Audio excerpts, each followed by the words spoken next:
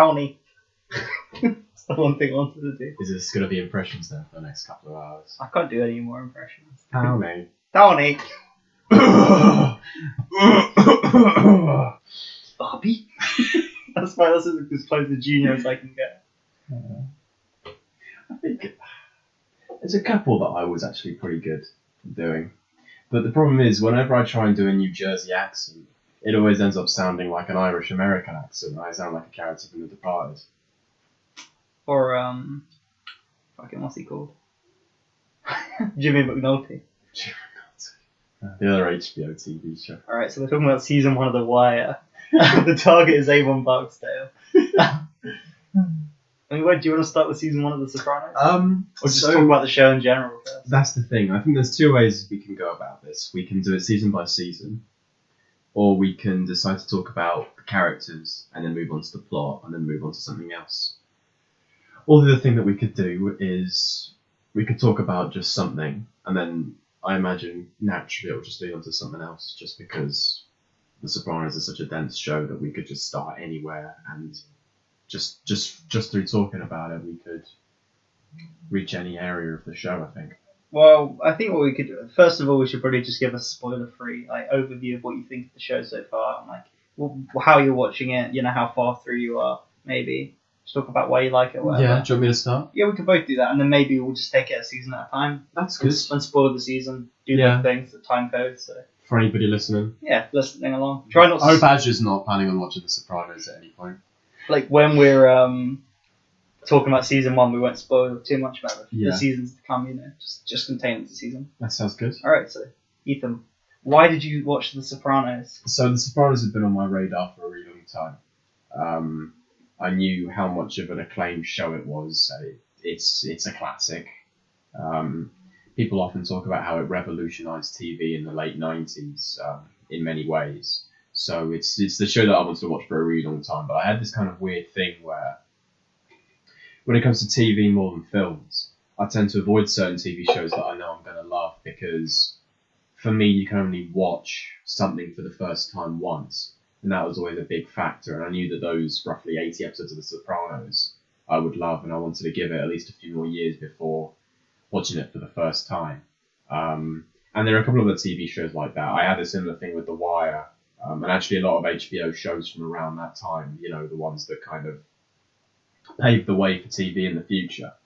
I decided to give The Sopranos a go, because Harry started watching it and he talked about how much he thought I would love the show, and I said I would consider watching it, and eventually with quarantine happening I thought it's the sort of show that I would want to watch with my dad. This is the best time to watch it. And I even got that idea because you said that you'd been watching it with your dad and it was kind of a good dad-son show. But yeah, I am. Basically, my dad kept talking about watching the show, and a couple of years ago I brought him the box set. He'd seen it before. Yeah. And we'd been meaning to watch it together, and this was like the first time we had like a period of time where we were both together and had free time. So, watched all 6 seasons of the show. Watched about 2 episodes a day, kind of at that rate. How long did it take you in total then, do you know? Quite a while. I mean, it's a lot of the show, It's 86 episodes. 86, that's right, yeah. But some days we wouldn't watch one, Never really watched more than 2 a day. I wanted to stick to trying to do 1 a day when I first started the show. That didn't really work out. And as the series went along, I kind of ended up jumping that number up and it became 2 a day. And sometimes even 3 a day. I mean, the last week my dad's not been around because I've been somewhere else in the country, and I decided to carry on watching the show, and not having that restriction of a dad that still works means I've got more free time, and I ended up watching about 3 or 4 a day, and I went straight through the 3rd series at a ridiculous rate.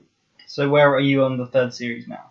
Yeah, I just finished it. I watched I watched the first episode of the 4th series yesterday, as a bit of an almost taster for what's ahead, so we could talk about that right at the end, the future of the show. You're in for a treat. Yeah. Yeah, so Sopranos is a good show, isn't it? I mean, yeah. What do you like about it? In general. Well, it's... I said this to you the other day, but I think mostly it's the addictive nature that you get to watching a TV show. I mean, you hear people talking about binge watching a TV show when they properly get into it. And it's crazy to think that you've got to be in a particular mood to watch a certain 2-hour film. but there's certain TV shows that go on for like 100 hours, even more so, but you have no problem just going right through that. And I had the same thing. I could happily watch 3 or 4 episodes of it a day and not get sick of the show. As I was saying this to you the other day, the last time that really happened for me with a show was when I binge watched Game of Thrones about 4 or 5 years ago, and I think I watched 5 series of that in maybe 2 weeks. It was crazy, but when you kind of dive into the show a little bit more and what the actual things are that I like about it, there's all the obvious things about, great characters, a really engaging plot, good structure as well narratively.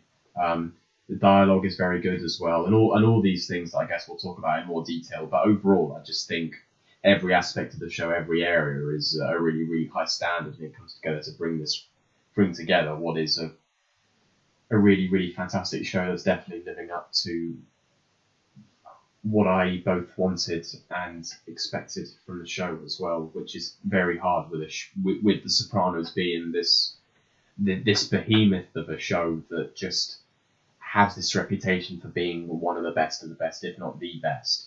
And it's, like I said, it's really living up to its name, which is a really nice surprise. I think it's considered so great because it was the start of like prestige TV or like peak TV, whatever you want to call it. But this like character-led, like a serial, not serialized. I guess serialized. I don't know. I don't know what the word for it is, but like not self-contained stories. Even though I would argue that the structure of the show is a little bit more self-contained than TV is now. But you're following a character, which is what movies have done for years, but TV doesn't really do this. That's not particularly likable. Like you're following their adventures, and maybe there's certain aspects of them you like enjoy watching them, but you can't say they're good people. And it was kind of controversial for that fact. I mean, spoilers for the very start of season 1, but in the 5th episode, you have him killing this kind of guy who's left alive and has a family. I think that's a great. We'll talk about that episode more. Definitely. But the idea of like watching the show, almost, I was like, oh, this guy's got a family. Tony's gonna see the error. But no, he just kind of you see him brutally murder someone. Yeah, without much hesitation as well. Even as the guy is talking about how he had every opportunity to do the same to him, but decided not to because his daughter was there.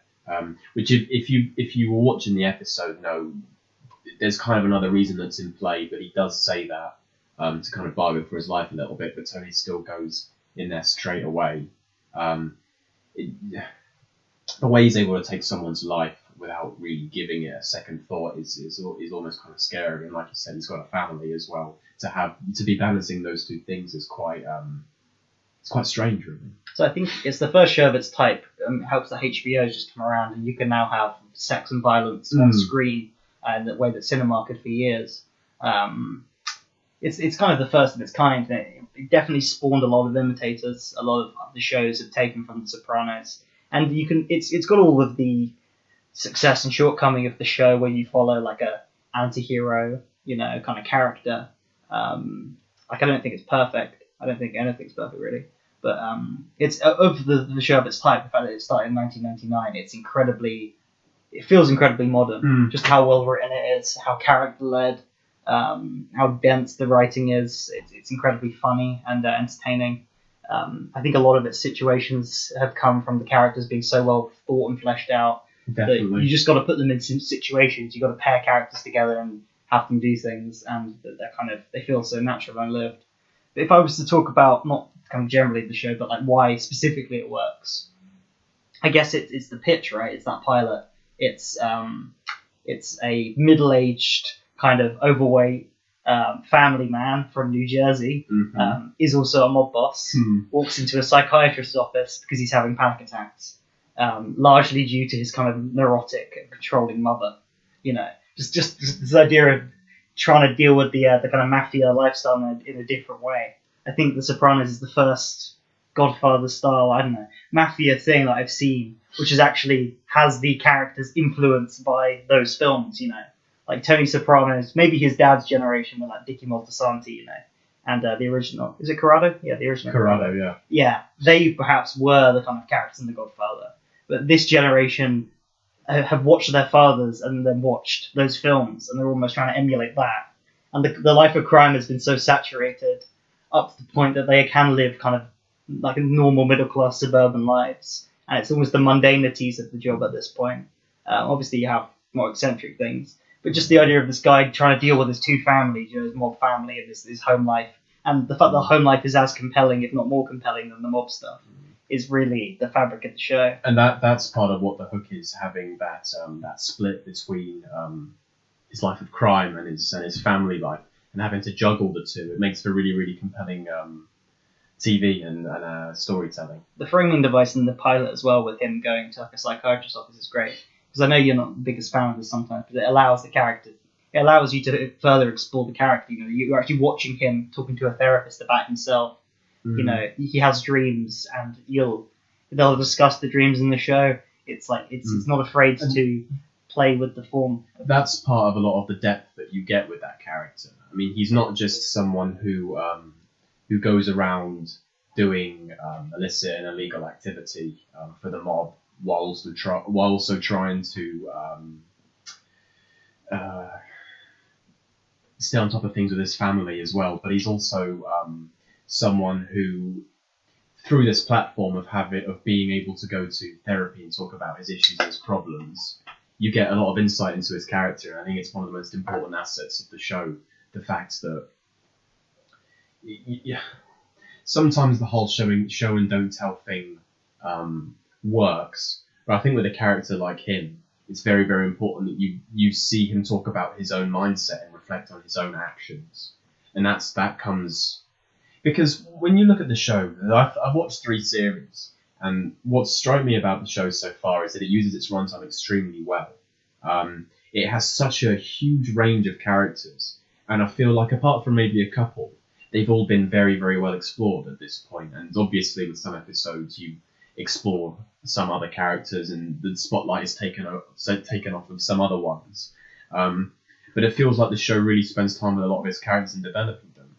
And when you have someone like Tony, who's always at the centre of it all, having those therapy sessions, you really get a chance to see.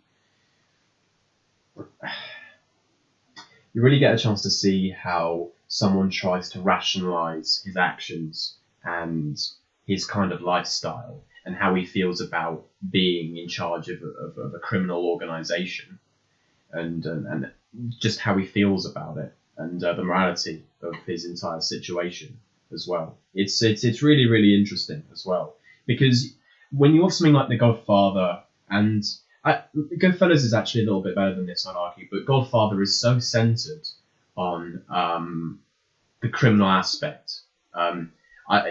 Sure, you have a father and you have 3 sons and a daughter, and you watch them interact together, and you get a sense of a family dynamic here.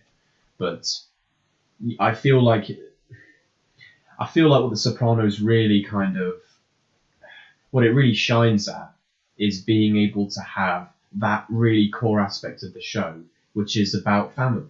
And it's not just about crime, it's about a father and his son and daughter and his wife. And it's one of the best parts of the show, because The Sopranos isn't afraid of just of spending time exploring emotions and, like I said, family life, and it's not just about furthering some plot forward, which is it's one of the better things about the show, if you ask me. I think if he was in waste management, if he wasn't a mobster, it would be a very compelling family drama still. Yeah, definitely. I think some of my favourite scenes would just be Meadow and Carmela kind of interacting. Yeah. And just Tony's relationship with his son, and especially, which was, I think, David Chase's original core, was the issues with his mother. I think the thing that compelled him to write the show was his own relationship with his mother. And also the generational, he's kind of writing about a certain type of person, this Italian American, second or even third kind of generation immigrant, especially from the life of crime. The Godfather almost glamorizes its violence, whereas at this rate, it's so sanitized. It is just like a normal job. You very rarely see Tony killing people. That's what makes it so striking. Yeah. It's not like The Godfather's kind of epic fetishization of it. I'd say Godfather Part 2 is more of a condemnation, as is Goodfellas. Yeah, I'd agree. But this is, I don't know, I think the way that it portrays the mundanities of the job, and Tony Soprano could be any old, I don't know, he could just be like a working class guy. I think that's what makes it so striking. Because if you take away the fact that he's a mob boss, if you take away that entire part of the show, he's just an ordinary guy, isn't he? I mean, he's someone who could go from killing somebody one day to in the next scene being talking to his son's headmaster about his son being expelled. And it's having that contrast between the two that really makes you... I think it really makes you want to follow this character because he's so intriguing and so interesting. It's crazy to think that someone could lead this double life and still somehow keep a weight on it all. Definitely. I mean, it doesn't very much sell you on the idea of being a mob boss. I mean, he's got a very stressful life. Oh, he does, yeah. I also think that you not only is it incredibly well acted and well written, which is a given. Like we almost don't used to talk about how well written it is and how well thought out the entire show is, as well as like I don't think it's a bad performance in the show. No. Maybe some people aren't the most gifted actors. Like they have a lot of just fat Italian men who to go give the show authenticity. But they're playing Italian they're playing men, themselves. So I mean, exactly. But I think also the idea of the psychiatry, that was the first real big. I mean, it's the first show that's kind of full stop in terms of prestige drama. But to be dealing with depression and mental health and like generational kind of trauma and like a difficult relationship with your parents, child abuse and stuff, and just all of these kind of elements, which really makes you sympathise with this character who's having anxiety attacks. He's a dad, it starts the show with him in his pool with the ducks. I love that pilot so much. Yeah, great. But you've got this, but then the other side of it is that he's a bloodthirsty killer at times, these people they do horrible things. And I think that's another contrast. You've got the contrast of the mob life in the family, and then the sympathetic kind of depressed middle-aged man, and then also these like more violent tendencies, which kind of, and as initially, perhaps as the show goes on, less so, you give your sympathies to him, you're willing to go along with them.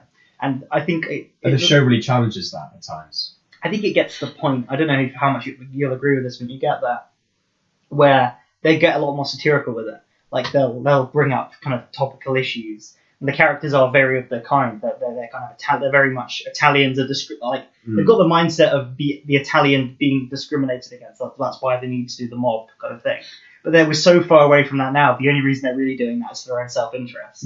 And to kind of live these affluent lifestyles. Especially Carmela, I think, is great for this. So there'll be like these like issues of kind of like race relations in America or poverty and stuff. And they'll take this conservative standpoint. But then when it comes to Italian, they'll be like, Italians are still discriminated. Yeah. And I guess that hypocrisy of the characters is sometimes more used as satire later on to kind of make kind of political points. Like I remember there's a scene where Kamala has like an argument because she refuses to admit there's like a gay theme in the book, and just stuff like this that kind of comes into the show. Anti-heroes are very, very interesting characters because you a lot of the time you kind of question why it is that you're following someone who does these things, because I guess the ordinary, more conventional idea for a story is you have a protagonist, someone who's fighting for good, and then you have an antagonist who's trying to get in the way of that. But Tony's almost the antagonist of his own show as well as being the protagonist, and that's what makes an anti-hero so great.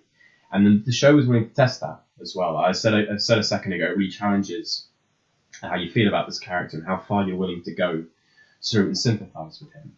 And it's kind of interesting because you get to a point where you almost... It's almost like you stop knowing why it is that you root or sympathise with him, but you just carry on doing it because you're at least invested in this character. He's done some very horrible things throughout the show. If you actually look at him as a person, as a human being, and you see how he treats the people closest to him, and he has good traits, of course. Who doesn't? But I mean, he doesn't treat many of the characters with a lot of decency. I mean, he cheats on his wife very often. He hits his son. And he's often very rude to his daughter as well. So you got that family, and it's the same thing in his organisation. He's a bit of an arsehole a lot of the time. I think they lean into the worst aspects of him as the show went on, maybe because like maybe the audience weren't getting the point. They're like, this guy is like, he's of the time, you could give that defense, but he is unnecessarily he's racist. He's like homophobic. Yeah, he's not a nice guy. He's misogynistic. And I get the idea of, since The Sopranos, there's been so many shows of like, it's largely like a middle-aged white guy who's like a bad guy, like, I don't know, Breaking Bad, Mad Men, BoJack Horseman. I guess BoJack Horseman's more of a deconstruction. You could say this is as well. But I get people being pissed off with this like male anti-hero who's like a bad guy, and you have to follow this guy you don't like. I get if people were tired of this formula, but you've got to kind of remember this was the first of its kind, and pretty much the only one to kind of deal with this kind of this generation of criminals as well, and the mob, which is I find interesting anyway in a lot of comic. No, that's definitely true. But The Sopranos for me is different in that vein to Breaking Bad, because Breaking Bad is so self-centered on Walter White's trajectory as a character, and of course you've got Skyler and you've got Jesse and you've got these other characters, but it feels like it doesn't have the range of characters that it spends time exploring in quite the same way, where you really are very forced to follow Walter White from the beginning to the end.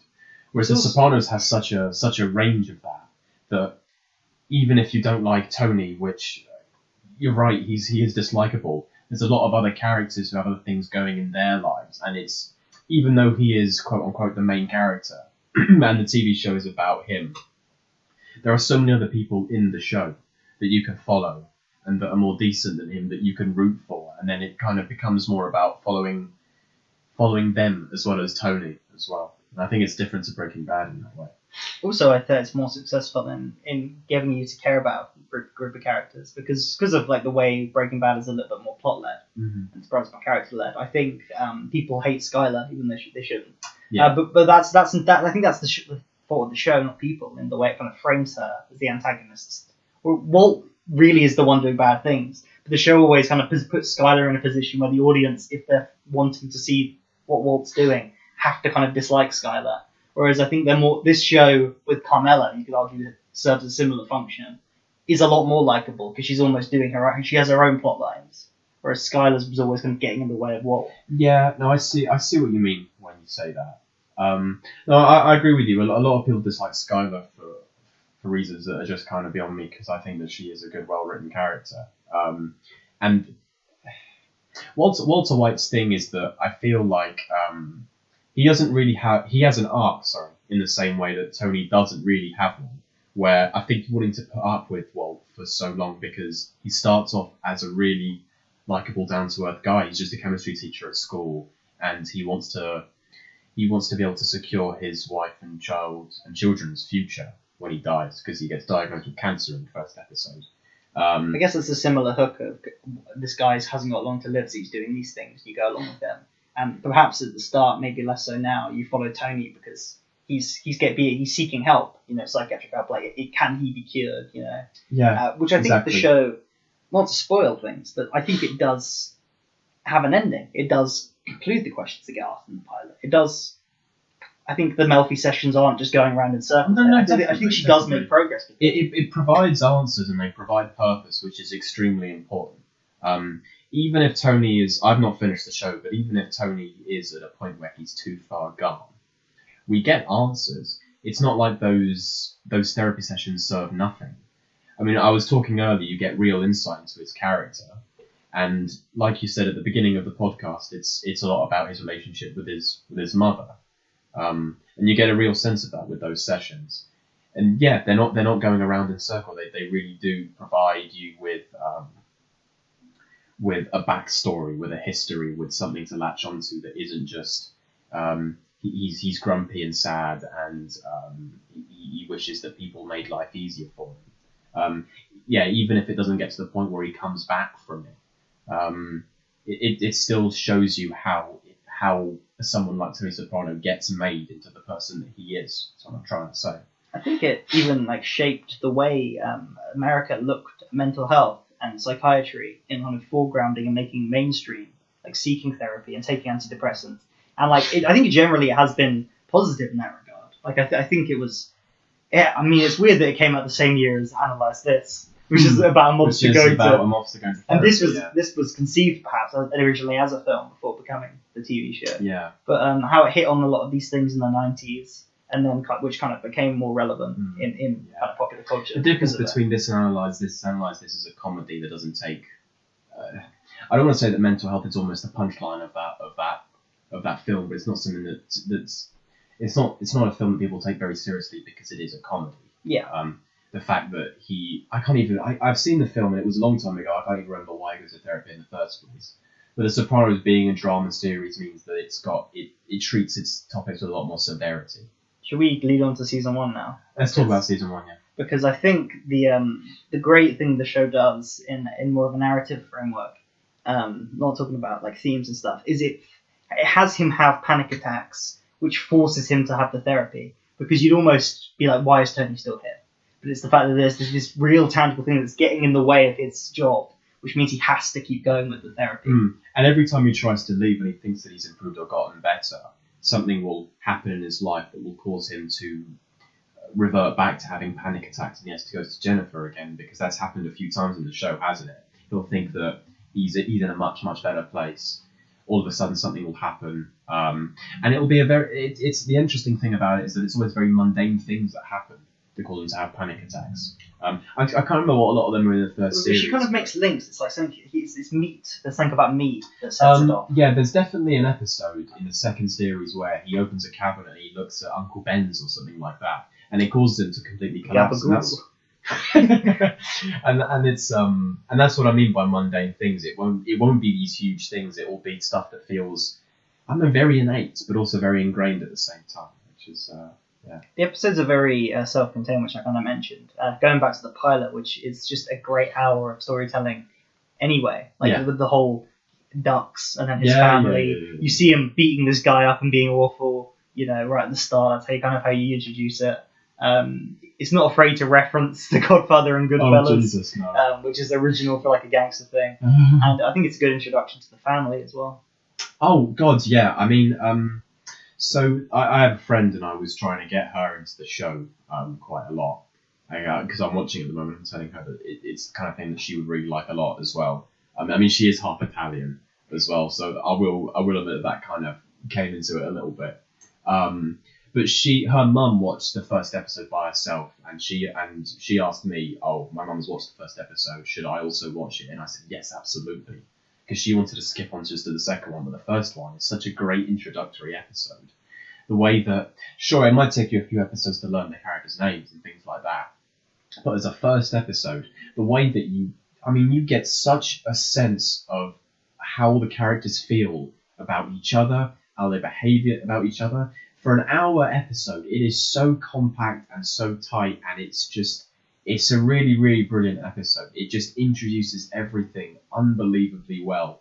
It sets up Tony as the kind of person that he is. Sure, you've not seen him at his worst in the show, but you know that he's a mobster. You know that he's got problems going on in his life. You don't see him kill somebody. It starts with him driving after that guy and beating the shit out of him, right? Yeah. And that's intercut with him talking to Melfi at the start. Yeah. So it's not like it pretends that he's like a good guy. No. It's like the BoJack twist where it's like, oh, secretly this. After college. I think it pretty early presents like this guy isn't great. No, definitely. And it also sets the tone of the show up really well. At the base of it, it's a drama series, but it definitely has more light-hearted moments, more funny moments. The characters they can be comedic. And like I said, it's not all about crime. And that's the great thing about the first episode, right? It really shows you that 50-50 split between crime and family. This is his home life. This is what he gets up to in his business side of life, and how the two are connected as well. Because what's often a recurring theme throughout the show, not even just in the first series, I think maybe even one of my favourite things about the show from a story perspective, is that Carmela, AJ, and Meadow can't help with the fact that their father or husband is a mobster, and that gets in the way of things. That gets in the way of their personal lives and the things that happen to them, to the point where people are afraid to spend time with them or even develop close connections to those three characters because of who their father or husband is. And that's often a common theme in the show, isn't it? I think Carmela's a very interesting character as well, because she's introduced. I think the first episode doesn't get her entirely right, but she has a go at Tony. She's like, "Oh, I'm not like I wish you were dead," but something stupid like that. She said the difference between you and me is that you'll burn in hell. Yeah, it's kind of. I feel like that maybe they went a bit too far, because I don't think she ever really acts like that again. And actually, they have. She actually apologized to Tony a few times for saying that line in the pilot. It's almost like they realised that wasn't the best introduction to her. But she's very religious. She's very conservative. Cares a lot about her family. And there's almost this hypocrisy where she enjoys the lifestyle. She kind of puts up with it, But she kind of, I don't know. She's almost, I think I've heard Edie Falco talk about it. and she almost acts like if she says the right things, that God will let her in. That's almost how she approaches her life. Like if she just ignores certain aspects that she doesn't like, and then she can have this lifestyle. And I think she kind of deals with that. She deals with the fact that her husband is a mob boss. Like she knows. She tries to stay out of it, but she definitely knows. And I think that's what makes Carmela such an interesting character. I think The Sopranos, I think it's so strong as well because it's not just you don't just follow like 4 kind of mob characters doing different crimes. Yeah. I think it's got a great range of like civilians and people in the life, Yeah, as well as I think it's got a very good strong kind of female cast as well, carried by Carmela, and especially in season 1, Nancy Marchand playing Livia Soprano, Tony's mother. I think that relationship is kind of it's pretty much the key to the whole show, and especially season 1, which was constructed a lot more to be about the family versus the family. So much so that the villain of season 1 is Junior and Livia. Like the actual kind of threat is within the family. And you can say, oh, it's ridiculous that Tony would ever forgive them or have a relationship with Junior after he tried to kill her. But spoilers. But we're spoilers for season 1. But yeah, I think that family aspect is a lot more prevalent in both the pilot, because the pilot ends with them kind of plotting something right in a car. It does, yeah. And the entire season kind of builds up to it. Yeah, it does. Do you like the season in general? What, the first series? Yeah. Yeah, I do. I really like the way it starts. That's for sure. We've talked about this, and I think the way that it ends up leading to the final few episodes is kind of a bit. It's weaker than the start. I think as the show gets goes on, I think it gets a lot more.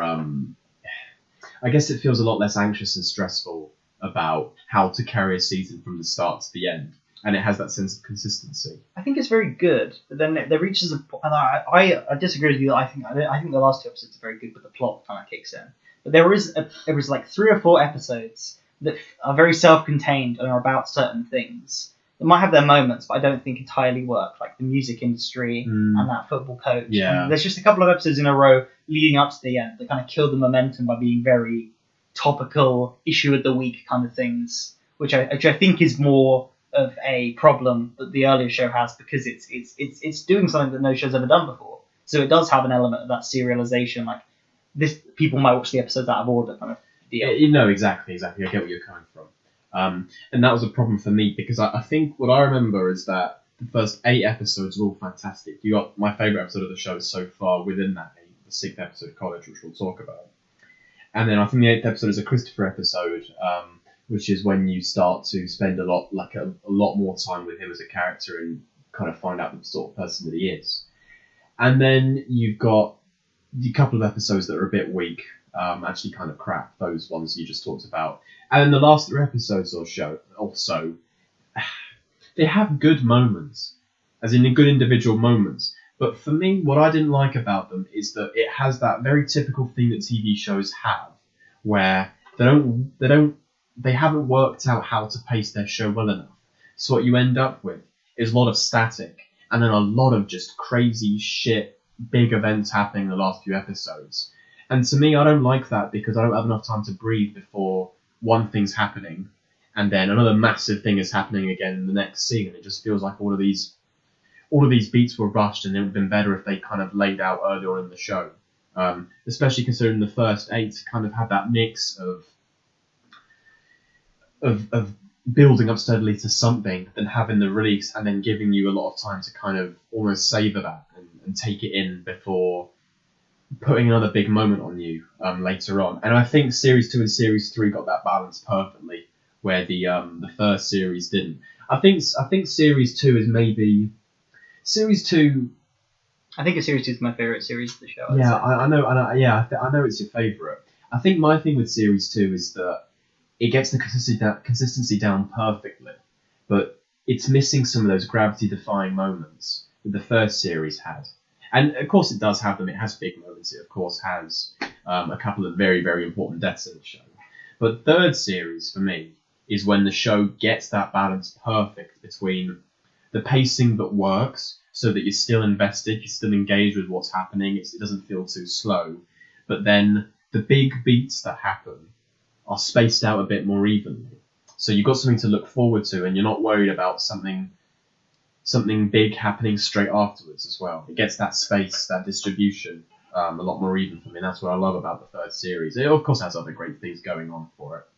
I think while I've probably said this before, but it's maybe the thing that I want to stress the most about The Sopranos is that while the character relationships do progress, the plots of the episodes very rarely do.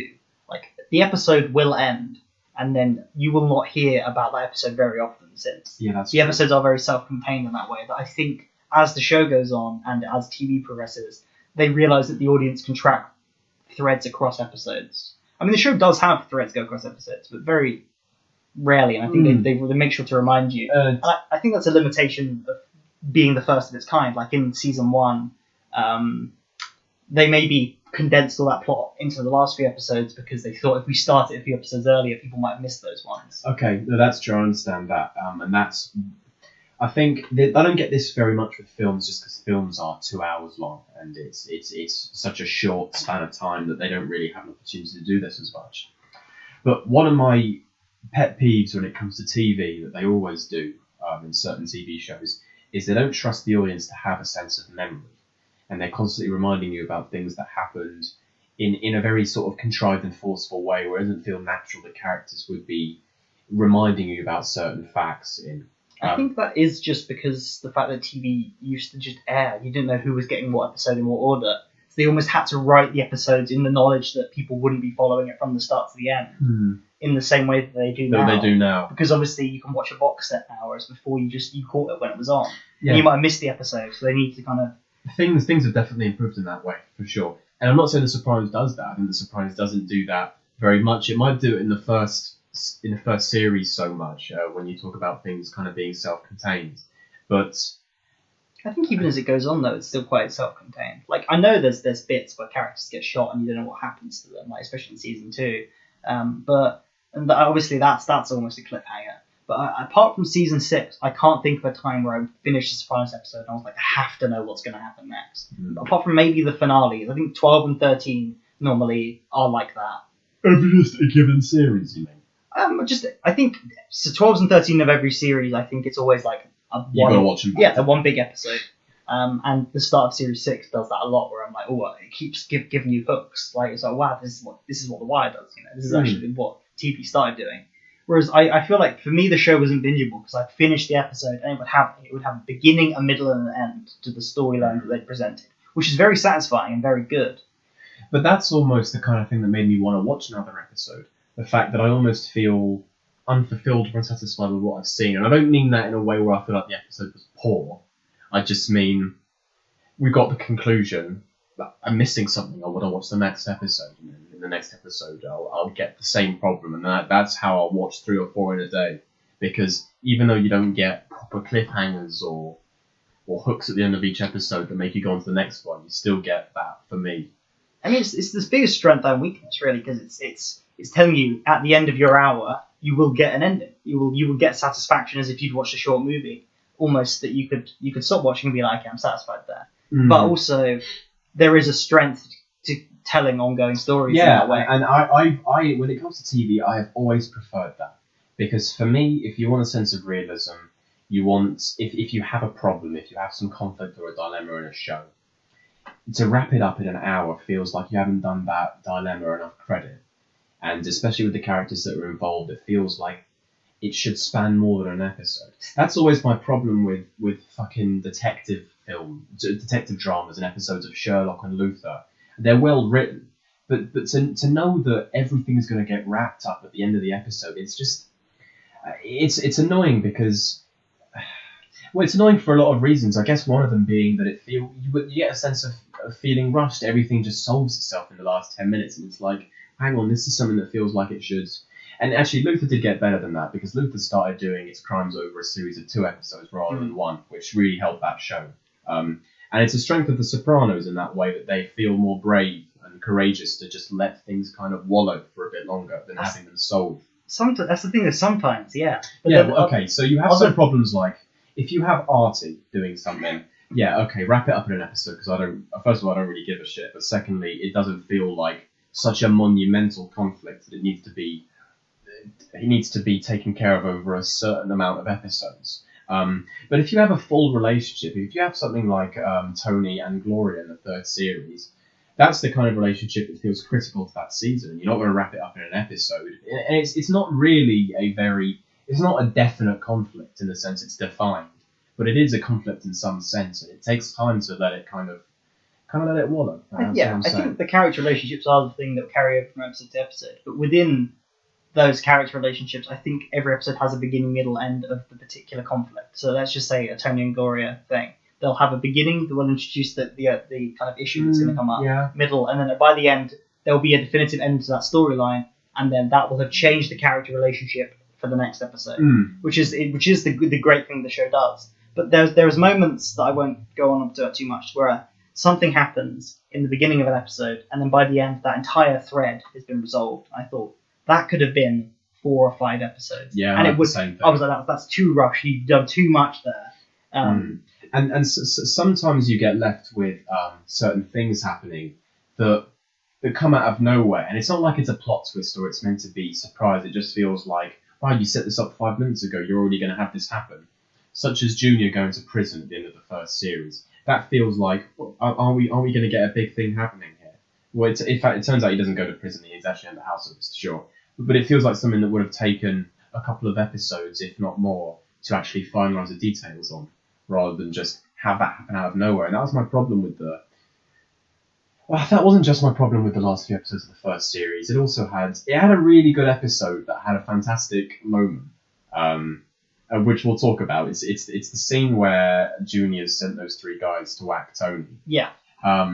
And you had moments like that where the concept itself was great, and I was really on board with it. But it's the execution that lets it down. And in that particular instance, it's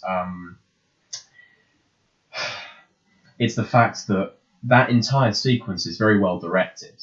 But it's kind of let down by the fact that those hitmen are so kind of inept that you're almost laughing out of how bad they are, and it kind of ruins the moment completely, even though up until that point it's well built up to, and like I said, it's well shot, well choreographed.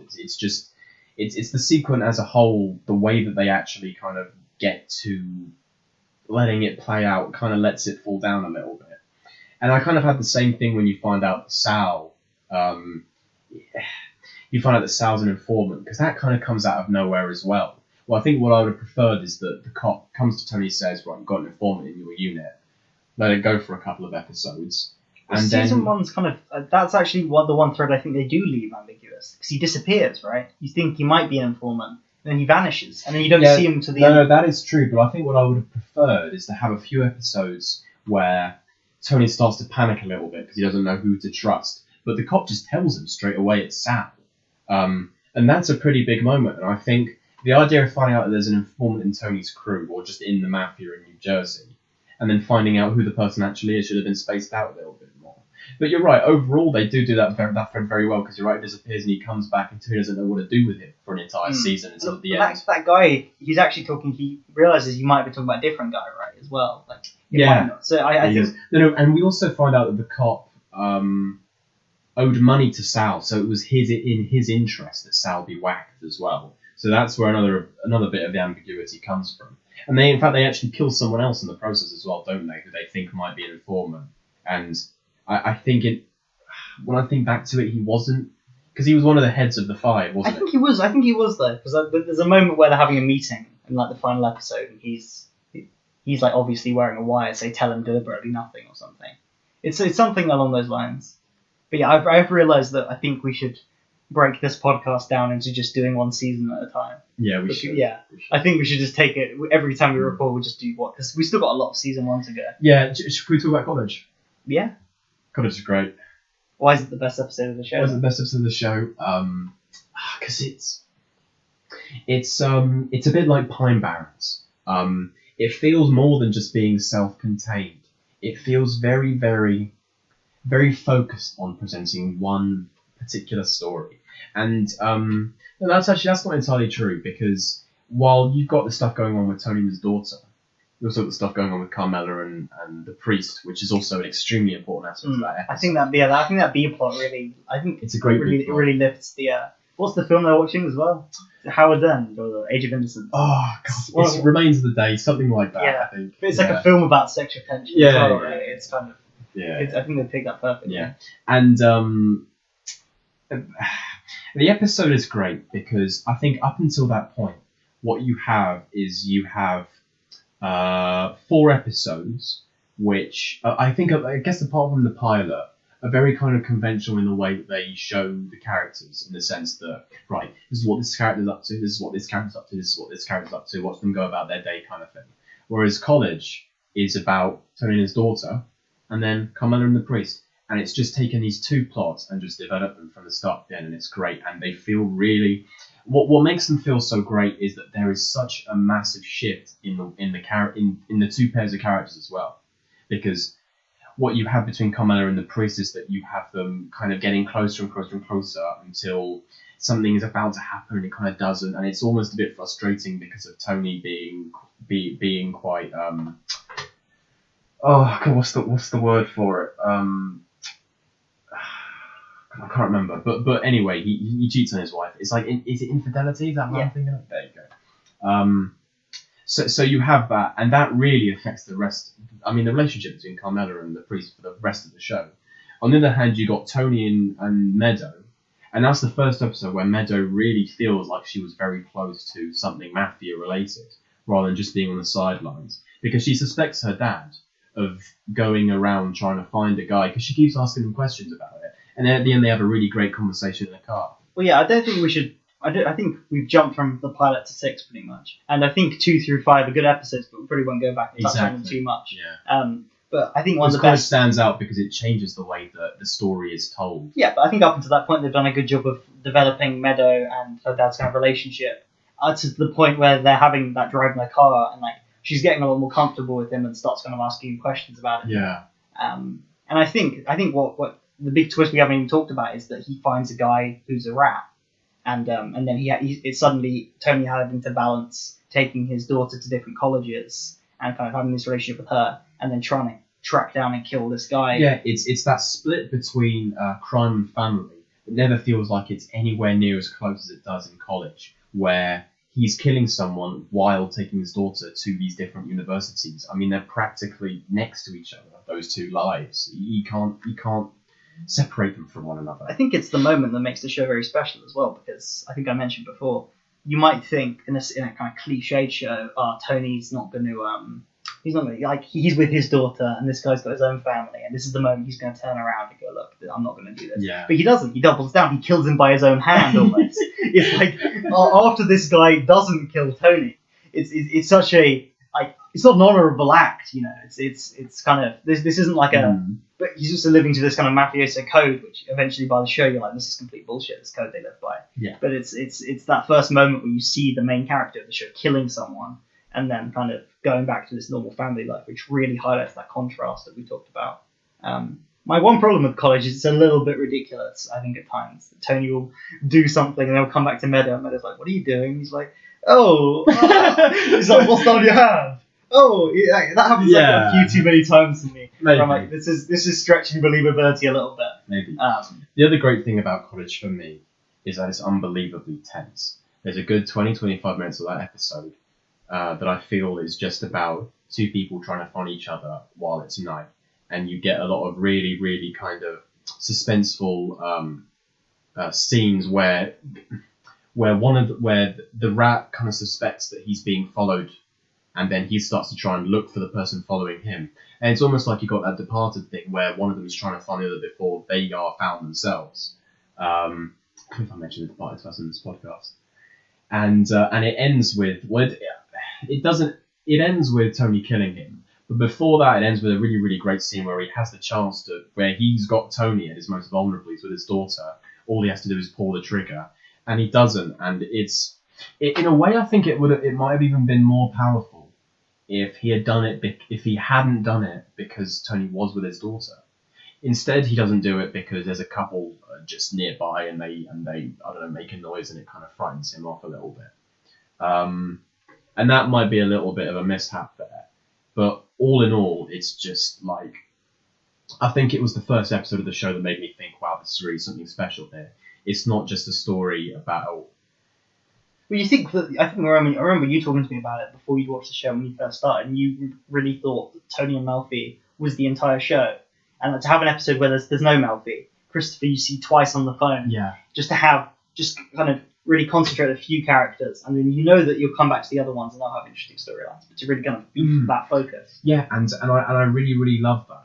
I love it when a film or a TV show will take part of their runtime to just focus on two characters and just kind of further their relationship and change things up and just make things a bit more interesting rather than have that kind of feeling of there being some kind of constant factor in who they are to one another.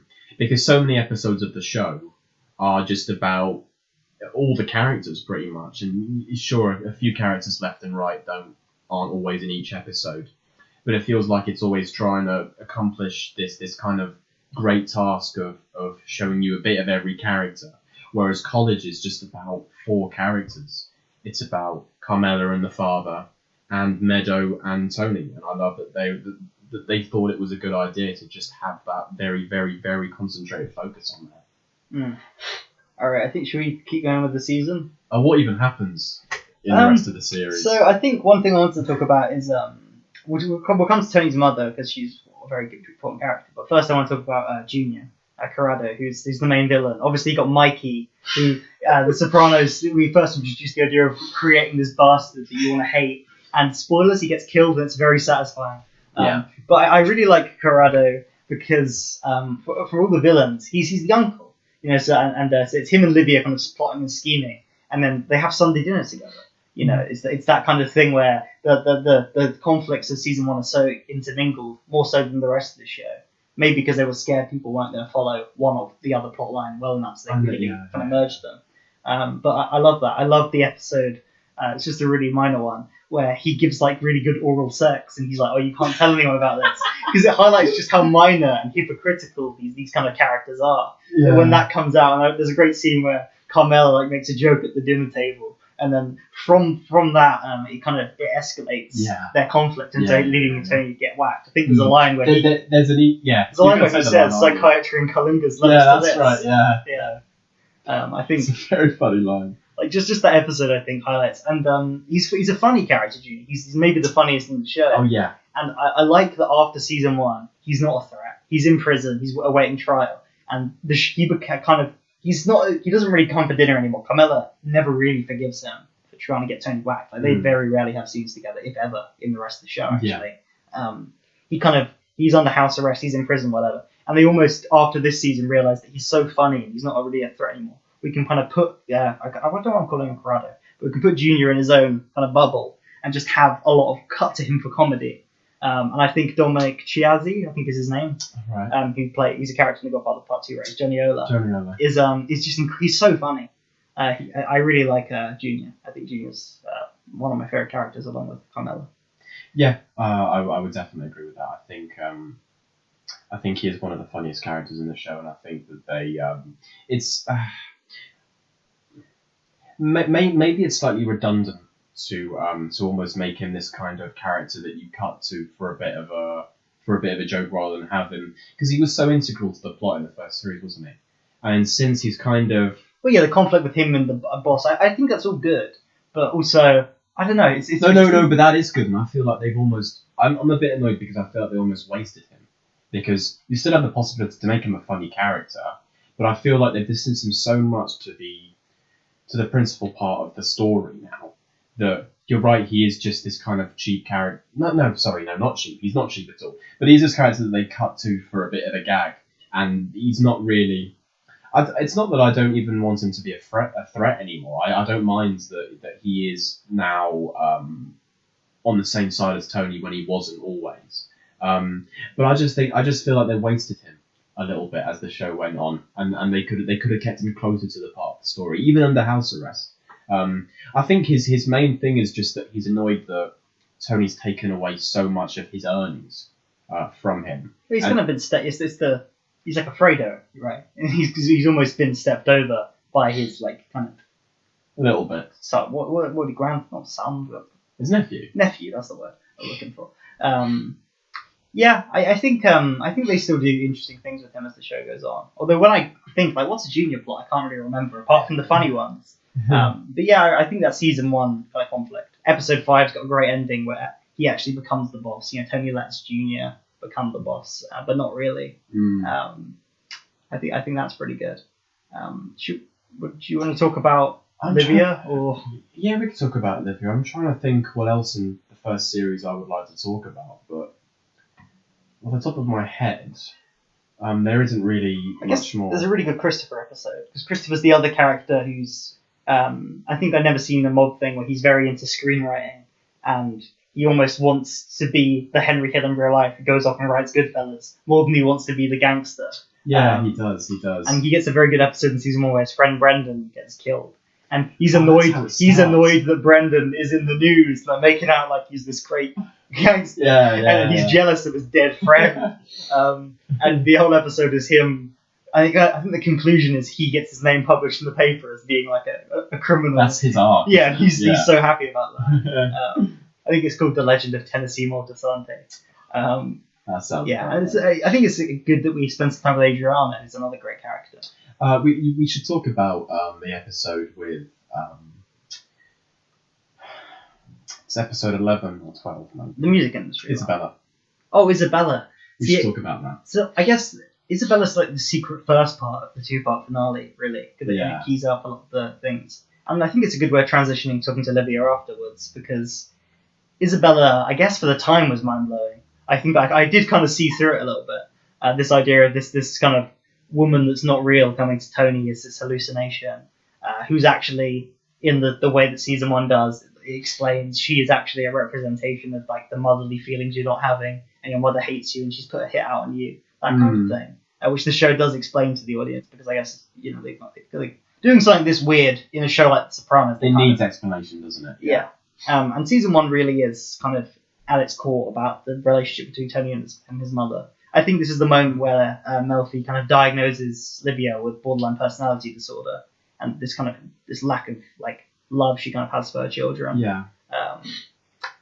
Is the whole thing with the meat in season 1 where he saw his dad killing someone or something or torturing someone? Oh, or is that season 2? I think that might be series 2. That sounds serious. I remember there's a flashback in series 1 where you learn about his dad. There's a good episode where because it I think the whole episode isn't flashbacks, but there are flashbacks in it, and I think it revolves around a counselling session that he has with Jennifer, and he talks about how his sister always got taken to the fairground by his father, and his father used that to do dealings and business stuff and things like that. But I can't for the life of me remember why he decided to talk about those flashbacks in the first place. There was something that happened just in his daily life that made him think back to that time when he always saw his sister going off with his dad, and I can't quite remember right now. But that's such a good episode, that one.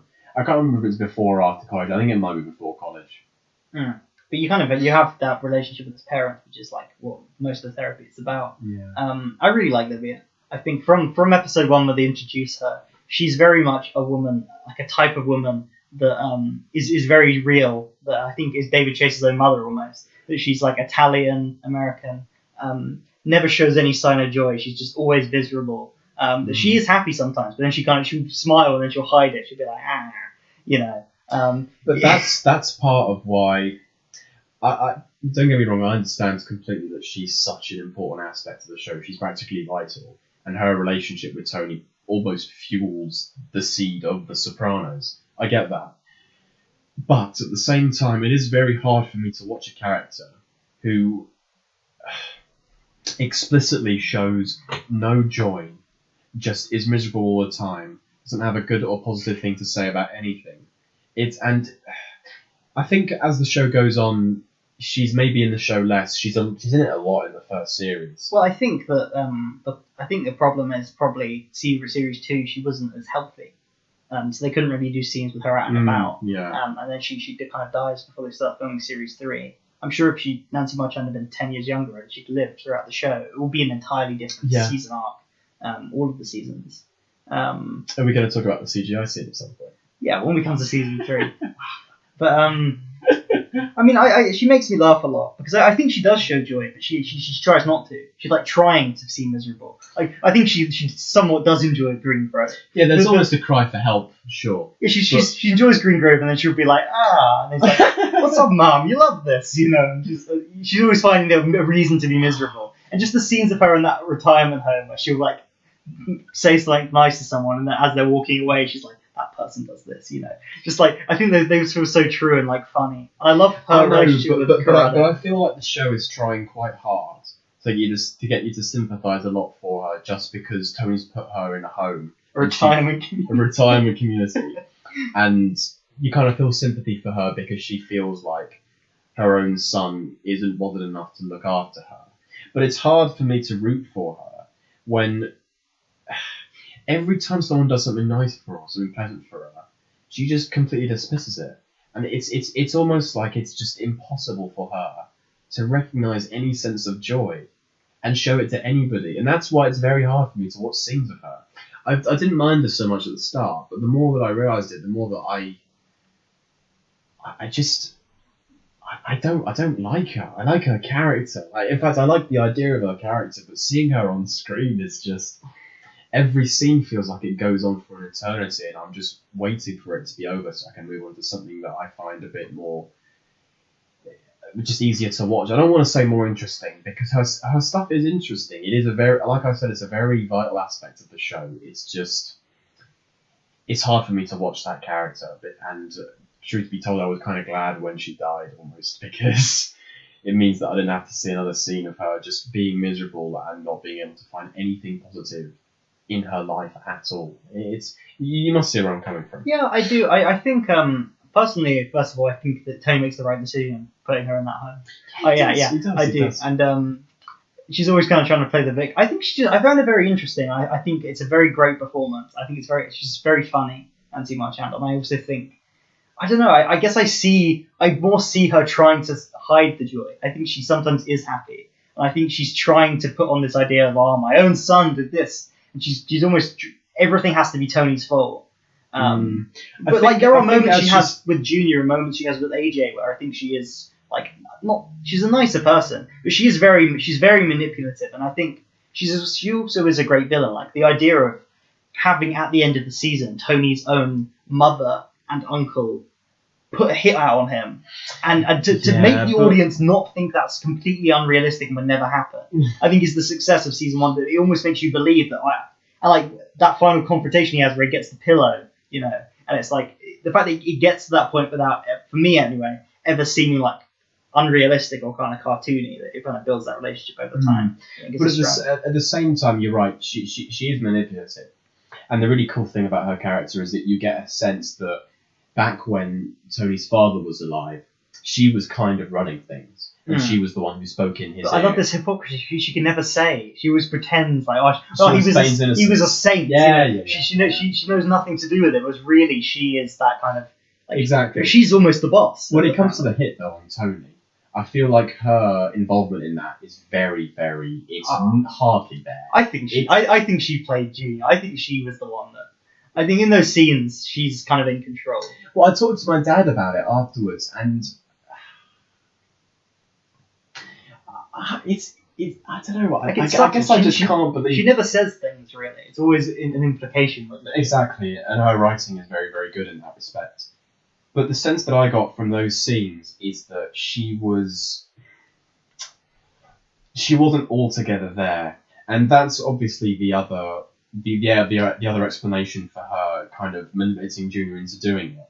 But I think that her involvement is not as important as Junior's, and that's almost kind of why I found it a bit annoying later on in the series. I think the only thing that I ever really felt pity for when it came to Livia was the fact that I always felt that Junior's involvement in the hit was so much more kind of involved. Also, Mikey, you've got to remember he's like the character that's just objectively bad that the show puts in. Yeah. It's like really trying to... It's like, this guy's a therapist? You gotta kill him, Junior, every scene. You know? Yeah, pretty much. But Junior... I feel like Tony was kind of quicker to forgive him and quicker to kind of overlook things with Junior than he was with his own mum. And that's fair. I mean, obviously you're going to be closer to your mum than your father. To even think of the idea that your mum would want you dead is horrible. So I can understand that. But knowing that, well, not knowing, but rather thinking myself that she wasn't really involved in it. And it was very, I'm trying to think of the word. There's a particular word in my head that I'm looking for that expresses her involvement for me in it, where it's kind of, it is there, but she wasn't particularly aware of it, and I don't think she really knew what she was saying, so she doesn't have as much accountability as Junior, who literally ordered the hit. Maybe, and I think, and she definitely feels guilt for it, and you could argue that maybe she does have dementia. She does turn the dementia on and off. Whether she just has good and bad days, or she's putting it on as like a defense. I think that ambiguity is good. But I think it's very interesting. Also, I think the dementia is very real, and she dies. So do you not agree with that though? Do you not think that there are moments there's a very, very biological aspect of it rather than her just pretending? Well, season 2, it's more of a plotline, but she turns it on and off. And it's normally when someone's seeing her and she needs to have dementia, she has dementia. And she always says the wrong thing to annoy Tony. Like she tells Artie, in season 1 actually, about his restaurant. Oh God, yeah. Do you remember the scene where he goes to see Tony with the shot? Oh, that's such a bad scene. Yeah, this is the Sopranos take we have with we both don't like Artie Cooper because he's the worst. Because I don't even think he's a bad actor. I think he just gets bad plot lines. Yeah, and the thing about Artie that I feel is wasted is that he's an unbelievably nice and down to earth guy. He's got a lot of anger though. Like he's always the one that I think he's a little bit more interesting. Do you really think that that's true? I think there is something interesting to him. I think he could have gone into the life of crime. There was a choice, a crossroads in his life at some point in his past where he could have done it, but chose not to. And he's almost on the edge of it and always wants to kind of be involved a little bit. And his wife always brings him back. Sure, no, I agree with that. What I feel about Artie is that the writers wanted to write someone who was very likeable and very decent, but at the same time almost slightly unhinged. And there's kind of got sociopathic traits. Yeah, there's the anger, I think, definitely. Exactly. And they got the decent and down-to-earth thing absolutely right. That's partly because the actor he's just likeable. He seems like a really nice guy. But the idea of him being kind of unstable doesn't come across as well. And I'm not sure if that's down to the writing or the plots or the acting, but one of those three things doesn't really help his character very much. Because what you end up with is a character, like you said when we talked about him, very inconsistent. Definitely. Oh, one quick more thing about Livia. The fact that she's so annoying, I think, is a great way of getting on Tony's side. It's a thing. It's another. Tony's juggling so much, I think it's interesting that it's not like he goes away and has these incredible affairs. He just has He has a gumada, which is this kind of. He has a girlfriend who he has to deal with. Who is kind of an additional strain on his life. Yeah. In fact, what do you think about his flings? Because I think that they're very, very. I really like those parts of the show. It's almost like he wants an additional stress in his life. It's not like he kind of has these one night stands with these random women just to kind of get himself off it. It's more that he's almost asking for an additional stress. And I think his mother is like a masochistic tendency. His mother is a brilliant stressor on his life. That she's so irritating and just never is. You're like, what? Why are you not grateful? And she's not. And that kind of irritation gets you on his side because you are you agree with it. Any scene where it's Tony and his mother, you're always on Tony's side. Yeah. And I think that's important for the audience when the character is a killer and is a mobster. Just giving you he's got mother issues. It's just a thing that makes him relatable along with his mental health. And there's a big strain on his mental health as well. Yeah. I think this show definitely takes the opinion of parenting being a massive impact on your child. How they turn out, how they feel about the world, how they feel about themselves. Yeah. And that, you're right, that definitely comes down to a lot of the pity and sympathy you feel for Tony, the fact that... There's almost an inevitability as well, because with the parents and the life that he's had... How could he not pass it on to his own children? Yeah, but could he have? He's tried. I think he tries not to pass it on to his own children. Yeah, but how could he not? That's the thing. That's the inevitability I thought you were about to lead on to when you said I think it's more that he couldn't ever be any way that he actually is. It's almost not his fault that he is the way he is. But can he try and do something about it now that he's aware of that? He's seeking help. Can he actually become a better person? It's hard for him, and he's almost... I think part of him really does want to try, and at times he's successful as well. He's able to isolate the aspects of himself and his personality that he's not proud of, and try and root them out and try and work on them. But with a lot of them, he always reverts back to his old ways. So, for instance, in the plot where he breaks up with, is she called Irina? I think so, Alina, something like that. It's because Carmela, you can see the strain that it's taking and the toll that it's on Carmela. And he tries and works on that one for a while, but then he meets Gloria and it kind of has that very cyclic tendency. And I think cyclic storytelling is often something that's very hard to do and to keep someone involved with, because I think that audiences, people who watch TV, want something that doesn't feel repeatable. It feels like it's constantly got a trajectory or it's going somewhere. So to watch a character like him or like Bojack, I'm sure you'll mention, often revert back to their own ways and almost feeling like they can't escape their own cycle. It can be quite hard for people, but it's authentic is what it is. Yeah, definitely. And what you were saying earlier with his children, I think in season 1, I remember being so impressed at how not just how good the actors were, because they were very good, especially for child actors, but for how much kind of emphasis is on them. Like the episode that ends with it's AJ dealing with a problem in school and the guy backs out, ends with him at a funeral. He finally sees his dad in the new light. Meadow's a bit more clued in. Obviously, college is about Tony's relationship with Meadow. It's kind of about his children a lot and his relationship to his children, and there'll be a plot line where it will be AJ or Meadow and their friend, and there's something happening in their life, which is so detached from like The Godfather or some shit, whatever the template for Sopranos was. But you're still invested, it will be like a mundane family kind of drama, and you'll still be invested because of how well written the characters in the show are. 100%, yeah. I think when it comes to me personally, I have absolutely no problem watching a character like Tony on screen, someone who is deplorable in a lot of ways. But for me, you always need some redeemable aspects of him, or some things about the characters that I can latch onto, otherwise you've got nothing for him. And there are plenty of TV shows and films that I've watched where I've struggled to get through the whole way through, or even just stopped, because what you're showing is a character who is so easy to hate and is so dislikable, but there's absolutely nothing about them that like I said is redeemable or gives you a motivation for hope or anything like that. Whereas something like I'm trying to think. So I'm watching Succession as well at the moment, and Succession is excellent at this because it's horrible people 24/7, people who backstab each other and lie to each other and have no sense of trust or commitment to each other. But at the very core of it, it's about a father and his 3 children.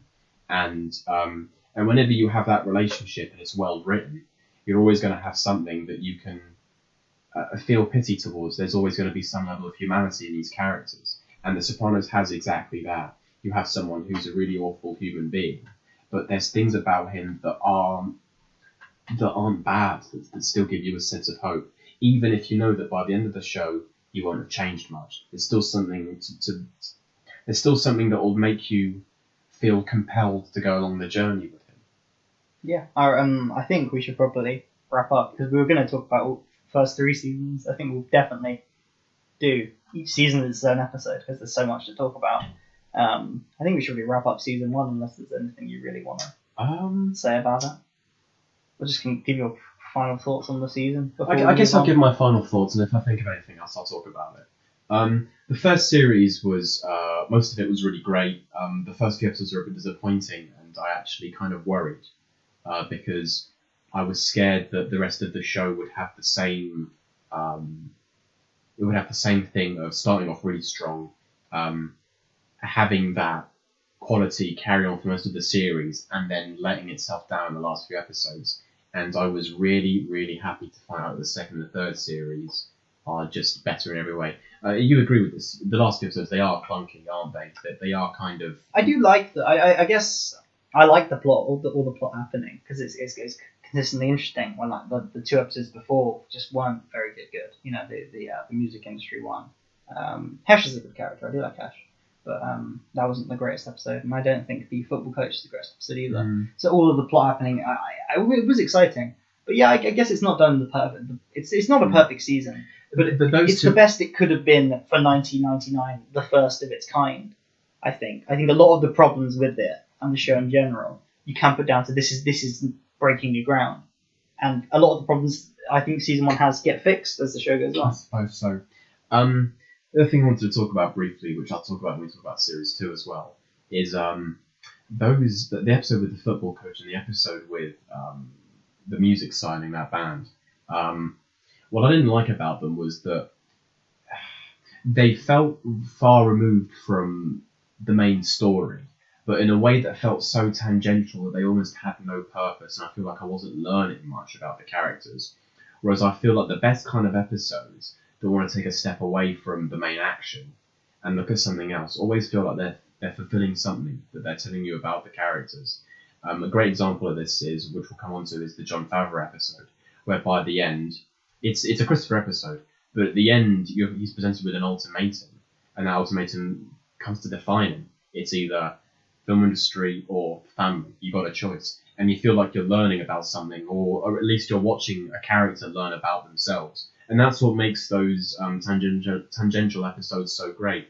Whereas the one about the football coach feels like it's making it, like you said, it's like an issue of the week kind of thing. Yeah, it's kind of straight out of the headlines, and it's one of those annoying things where suddenly they've been on the football team the whole time and everyone's really invested in them. You never see that again. Yeah, exactly. It's that kind of Simpsons writing. Yeah, it's not great. It's not great. The writers are better than that, that's for sure.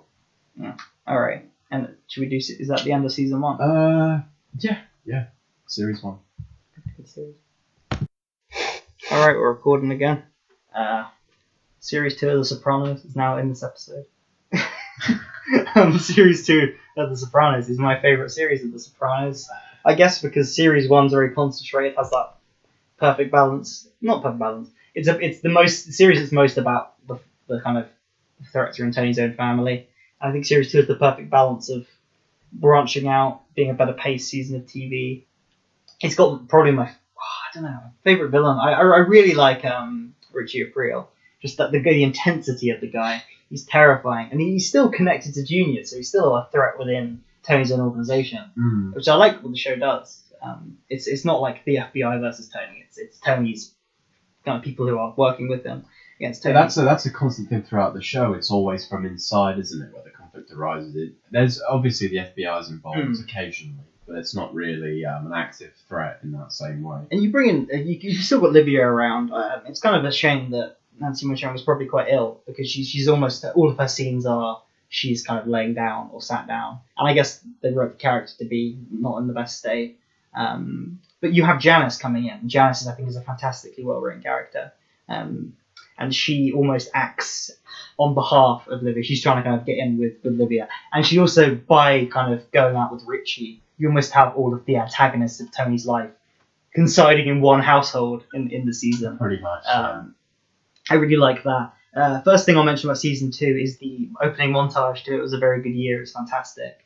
They've just shown you where all the characters are now. I think it starts with like just some random guy, some Asian guy in like a building, and like someone's like reading a register, and they go Christopher Moltisanti, and he goes here. I think that's how it starts. He's getting a stockbroker's license for Christopher. That's right, and the guy, it's not Christopher. Yeah. I really like that moment. How did you remember that? I really like that montage. That's such a discount moment, though. Yeah, I think he does a really good job. Season 2 opens and ends with all the locations. So like you have like the waste management firm, the stockbroking thing. It kind of it expands a little bit more on what Tony actually does. Just little bits, you know. Kind of puts the pieces there. You've got Christopher's got more active role. He's got those 2 guys that are working for him. A great moment in the season is when they shoot him, and he kind of has that. I don't know. He gives Paulie an existential crisis by saying 3 o'clock. I think Paulie's. I think we haven't really talked about Sil and Paulie. Pussy as well. We've not even really talked about Jennifer. I think we've missed out quite a few characters at this point. Yeah, I guess about Livia, Tony, sort of. I guess Melfi's just kind of. She does have her own stuff, but not as much. Season 2, she ran away at the end of season 1, and she kind of it takes a while for the status quo to resume, which I like. And you also meet Elliot. Yes, because one of I think Tony says it's safe to come back, and he wants her back again as his psychiatrist. And she's originally very hesitant and says no because I think one of her patients committed suicide or something like that. And then I think as the second series goes on, you realise that how she feels about Tony at first hand as just a patient, there's a lot more going on there than meets the eye. I think that you feel that she really, I don't want to say depends on him, but she does really need him in his life. He's such an important patient to her for a lot of reasons. I think giving her Elliot also gives her like a way of expressing her own kind of feeling. Yeah. Because when the only thing you see about her is her with Tony and like sometimes her with like her ex-husband or son, giving her like almost another way of kind of giving you her thoughts gives her a lot more depth. And suddenly in the scenes of the therapy, you're not just watching Tony, you're watching her and how she's reacting to what he's saying as much as how he's reacting to what she's saying. You know, we didn't talk much about the cop in the first series when he commits suicide. Is there much to say about him? I wasn't the biggest fan of that whole. I thought he was alright. I prefer. We are in season 2. The kind of Robert Patrick. He's great. Yeah. The plot line of I guess you know that Tony got where he got by not making friends with the people he works with, and this is an example of this guy. He's a degenerate gambler, but he doesn't deserve to be treated the way he is. He fucks up, and now he owes the mob. And you realise just how many people. There's no forgiveness. It's just they're completely kind of brutal. Just how if you owe them money, they're not going to cut you a deal. You owe them money. Yeah, that's another thing. They're going to ruin your life because of that. Exactly, and that's another thing that I was talking about earlier when we talked about Tony's kind of worse qualities. Things are very black and white for Tony, I think. You're either in his good books or you're in his bad books, and I think that a lot of the time there isn't much of a grey area, which is kind of unfortunate. This guy that he went to school with, who is addicted to gambling, owes Tony money, and Tony has absolutely no mercy for this character. And to him, it's all about the money that this person owes him, and not the human being behind it. This guy, he's forced to liquidate his entire business. He loses his whole family.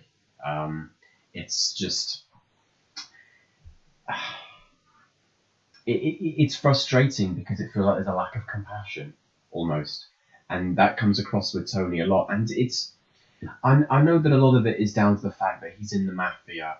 And when it comes to the mafia, you know, there's rules. You can't just do things like that and then get away with it. You can't owe money and then think that it's just okay. And that he has a duty, almost a responsibility, to follow up on these things. But at the same time, I mean, the way that he treats this guy who owes him money, it's like he thinks of him as less than dirt, as someone who he went to school with as well, someone who's actually a friend of his. Again, it's just another aspect of Tony's character that I feel adds to the whole anti-hero thing of following a character who, apart from a few characters who he really cares about, treats a lot of other characters with just with a lack of empathy for him. It's just, I guess it's sad more than anything. Don't you agree? Yeah, definitely. I think in season 2. Season 1, we've got Tony with the family. We haven't really talked about the business side apart from Christopher. But I think I still think Syl is a bit shortchanged. But I think we get a lot more Paulie in season 2. I think they realise that Tony Sirico is a funny guy. We got the great plot line where Pussy comes back and we learn very quickly that he is an informant. That's great. And there's a lot of tension with scenes with him where I don't know if he's a rat, but you're kind of rooting for him a little bit. But it's taking the heavy emotional toll that he's got to wear this wire. Yeah. You've got a couple of episodes where you dislike him a bit more because you see his family life with his mum. It's not with his mum, with his wife. Do you remember? Yeah. And you can see how hard it is for her to be married to Puss. Then as the show goes on, do you think that if Pussy had told Tony at the beginning, up in court, do you think things would have ended differently for him? I have this argument with my dad fucking daily. I'm telling you. I don't know. No, I don't. No, I'm with you. And my dad thinks that the first thing Pussy should have done. Pussy. Can't have just said that one. I mean, he should have. I guess he should have just done the time, done the years within their code. In the life he's in, I think that's the only thing you do. you either go into witness protection or you take the years and don't speak. I think if you like, even if you're perceived to even kind of be a rat, you get whacked no matter who you are. Yeah. I don't know if he ever would have got out. Obviously, the season concludes. I'm jumping to the end with the three kind of guys killing. Because it starts with him promoting Paulie and Sil, I think, and that's when kind of Pussy knows what's up, and he's kind of throughout the season is trying to kind of get back in Tony's good books. Yeah, and he almost. I think the really great thing about Puss this season is that there's a duality with him. Because he's forced into betraying his friends, but at the same time he doesn't want to. And you kind of go through phases with him where he sort of jumps in and out of liking Tony, not liking Tony. So you'll have episodes where Tony has pissed him off to the point where he's like, yeah, I won't do anything to get this guy. And then you get some episodes where him and Tony start to get along a bit more, and then when he's talking to that cop, Pussy, he doesn't give him as much. Exactly. And I think that he's very, very split, and it's a very tough time for that character, and until he dies at the end of the series. It really sad death for me. I think so Silvio, for me, I think he's just a consigliere. Like he's there as like Tony's. He kind of agrees with Tony a lot. I think my problem with Sil is he just doesn't have a plot line. I think the first time we get a Silvio based, you follow him and his personal life and things he's dealing with is season 6. And it's one episode. I think it's the only time you ever read it. So I always felt like a detachment. Whereas Paulie, I think, is very overwritten. Like, he's got so many character traits and so many funny ticks. And I guess Tony Sirico is funny, so the writers liked him and wrote for him. But, yeah, season 2, I feel like we spend a lot more time with him. Like, even in the episode where they go to Italy, which I think is quite a weak episode.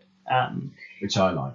I think his plotline is very funny. Of this hypocrisy of the Italian American that's so this third generation that's so detached from Italy. He goes to Italy, hates it, hates the food. The food he has, he calls Italian food, is not what they eat in Italy.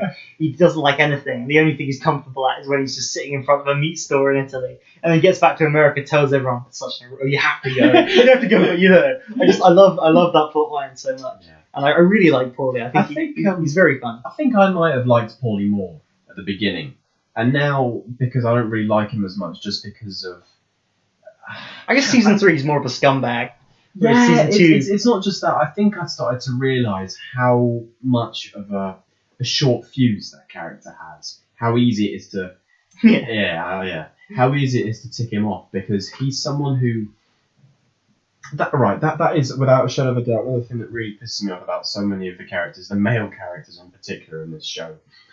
All of them have such short tempers. I mean, it's like none of them know what the word composure means. Just the second they get insulted, it's just all of a sudden it becomes a war, pretty much, and they don't have the ability to just walk away and just let bygones be bygones.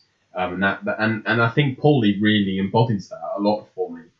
We watched the Pine Barrens episode a moment ago, and looking back on it, I realised that whole scenario could have been avoided if Paulie had a little bit more of a respect for just this guy instead of deciding to go out of his way to piss him off.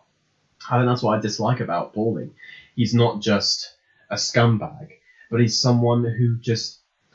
It's not that he doesn't have respect for people, it's just that when people don't have respect for him, it's like to them it's suddenly that to Paulie, those people are evil, and he's just not someone who can stay calm, or just pretty much that, and it's frustrating, and that's why I like Silvio more. Because, third series, you get an episode where things change a little bit, and you see Silvio in a bit of a different light, just by watching one scene of him. But Silvio, to me, was always the one who was like a nicer guy. Well, I think that he doesn't really do much. The one thing I remember in Silvio in Series 2 is they give him this thing where he's a very competitive gambler that kind of comes out of nowhere. I don't even remember that. There's an episode where there's like a big gambling thing, and he loses his shit. But I feel like he is more just like he owns the Bada Bing, he's a right-hand man. Bada Bing, obviously, the Godfather reference, you know. You're right, he's a lot less developed or three-dimensional, and Paulie, you're right, he has the subplots. I think Paulie has the junior thing, where they know that they can get a laugh out of something. Paulie, they can cut to Paulie doing like with a hairnet on, you know, at his mum's. They know. I think Silvio is as funny as Paulie. Paulie's humour for me, a lot of the time, no, actually, I do laugh at a lot of what Paulie says, I guess, but I don't know. I think out of this crew, I think Silvio was always. If you forget Christopher for a side, if you're thinking about Puss, Silvio, and Paulie, the main three, Silvio was the one that I liked for the most amount of time, and Puss I liked more as the show went on. You figured out that he was a rat, because all of a sudden you start to root for him to get away with it a lot more, because you don't want Tony to kill him. And Paulie was just. I don't know, I think Paulie's just a bit of a sack of shit, to be honest. He's funny, but it's that short fuse that I notice more in him than any other character. And in the series 3, he just becomes a massive, like you said, a scumbag. I mean, the way that he treats Christopher becomes a made man. It's like he can't handle Christopher being a step closer to his level. Mm. Should we talk about Christopher in Series 2? Because we got a couple of great Christopher episodes. We do. Got the Jon Favreau one. Got the Jon Favreau one, which is maybe the most consistently funny episode, or one of the most funny episodes. And it also gives you the fact that Jon Favreau's in the show first of all is great. You got him being like a shit boyfriend, which I think I don't know, because the fact that he doesn't really, this is the one, the fact that he doesn't have like a girlfriend as well as Adriana, is kind of like it's kind of respectable, but then it makes him cheating on Adriana so much worse than when other characters see. I feel like you felt it more because of that. Definitely. I think is season 3 the one where he does the acting class as well. Series 2. Series 2, sorry, that's what we're talking about. That's right. Yeah, I think that's another great Christopher episode. Again, you just spend a lot of time with Adriana, who I think is a great character. I think Christopher, the whole like acting side of him and screenwriting, it kind of gets dismissed after this series, but you get 2 great, if a little bit gimmicky episodes that are genuinely entertaining and funny and inform the character going on. Some of the things that I've noticed about the characters that I like, or that I like the most, is what attracts me to them isn't really themselves, but the people who love them. So a lot of me for Tony, why I like him, is he's got a family that loves him or cares about him, despite the fact that he can be a bad father or a bad husband. And that makes me think, well, if they see something in him, then there's got to be something in him. It's the same with Christopher. You're right, Adriana's a great character. She's extremely likable. If she loves Christopher, there's got to be something there. Sometimes you don't always see it, but there's definitely something. So, what are the moments or season or episodes in season 2? I want to talk a bit about Richie for a minute, because I don't have much to say about him. I agree with everything that you said. He's got that really pungent stare. He's intimidating. You get introduced to him by him beating the shit out of a guy, and then later on in the episode, ramming into him with a car, paralysing for the rest of his life, so you know this guy means business. And Richie, I kind of like the guy, despite that. There's the leather jacket episode, I guess. Yeah, that does help. He's not like Ralph in Series 3, where he's a bad person, but... I think Richie's pretty bad. I mean, you're accused with him paralysing someone for life, and then he kind of consistently refuses to kind of apologise for it. Yeah, but I still like him. And Ralph does something almost as bad, if not worse. But I don't like Ralph at all. But Richie's, there's something else about Richie that I kind of like, and I'm not sure what it is. I think it is the jacket episode. I think I like how much of a psychopath he is. But then also that episode where he just sees, I think, Tony's maid's husband wearing the jacket, and that look of like, oh fuck, just coming across his face. It's just really sad. Like, I felt so much. I felt so sorry for him. I love how much they keep bringing it up as well. It's like, Tony with that jacket. I guess it's the one thing motivating him. We should really talk about probably my second favorite episode of the entire show, which is season 2, episode 12, where the episode starts, I think, with them Janice and Richie are gonna buy a big house, and it's almost like Janice has come into the show and created she's kind of. I don't know, because sometimes when characters get introduced late on the shows, it kind of feels forced. But the fact the character she's almost trying to force her way into the show, that makes it feel really natural. I think she's very well written. And I know there's talks of Richie maybe wanting to whack Tony and stuff, but at that moment, they're going to buy this house. This couple are going to become a mainstay of the show. And I personally felt like, Richie's going to be like the threat going forward. And then to have that moment where Janice kills Richie, which is such a shocking and great scene.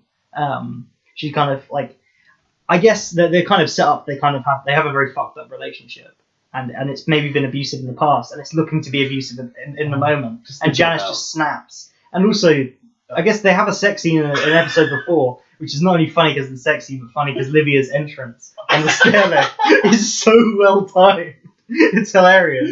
Yeah, And that's foreshadowing for this scene, because suddenly Livia's like, she's on drugs and she's asleep, and she shoots Richie, which is like, you don't expect him to go out like that. It's incredibly shocking, and then it's incredibly well acted and human, and then Tony kind of has to help his sister to deal with it. I think that is a very great episode, and it's a great example of the season structure that BoJack style, where episode 12 the big thing happens, and episode 13 is always a smaller thing. Although with season 2, episode 13 is arguably bigger. I'm sure we'll talk about the finale and how great that is. Yeah, that's a great Wondering episode. what you think about episode 12. Oh no, I'm with you. I like 13 more because I remember more about 13. I remember about the death. I remember about the dream sequence, which has made my favourite in the show so far. I remember the food poisoning. I remember every aspect of the show and how it all came together. It just felt very, very tight. And the one just before, it's a great episode, but I only remember it for Richie's death. I don't remember anything else about the show. When you told me how it started, that just went completely over my head. But it is a great moment. I went back and I rewatched the scene on YouTube, and it was really funny because so the video was called Janice Shoots Richie, the Sopranos, something like that. It's risky watching a Sopranos scene on YouTube. Oh, I know. I've been recommended a couple, and I never look at the name of the clip.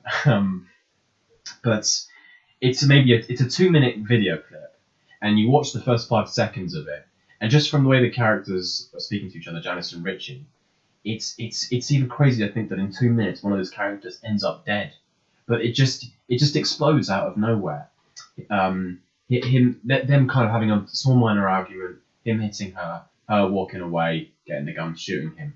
And I think what makes it so great is that, well, for me, it wasn't that I thought he was going to be a long-term villain. For me, it was more that I thought that it was always going to be from Tony that was going to kill Richie. And that's what made it a shock for me, because to me, when he's with Janice, that's a safe environment. It's going to be okay, because Janice is one of the few characters that actually appreciates him or loves him. So having Janice be the one to kill him was, for me, the big shock, and that's why I didn't see it coming. I saw his death coming, but not Janice being the one that did it, so that was the big thing for me. And then with episode 13, they have the other death, which I thought the pussy thing would go on for longer. I thought that would be an ongoing, again, I thought that might be an ongoing storyline. But I think episode 13 works because, it's very bold to have your big season finale be that the character gets food poisoning, is in and out of dreaming, and is told by his subconscious via a talking fish that one of his friends is a rat. That's when you put it on paper, you're like, this is ridiculous, this is going to work. And the fact that it does is very impressive. But I love the idea that the only way he's ever going to know, he knows, like, there's not going to be a big scene where he finds out. He doesn't know, and it has to be his subconscious that tells him. Look, and with a show that deals with psychiatry and kind of mental health, to have like an episode where the dream kind of informs the character. It's not fucking Mulholland Drive. It's not like David Lynch. No. Where in a subtlety or being like well done exploring dream states. But I think it's great. I get why people don't like the Soprano dreams, because maybe they're a bit on the nose or a bit too weird.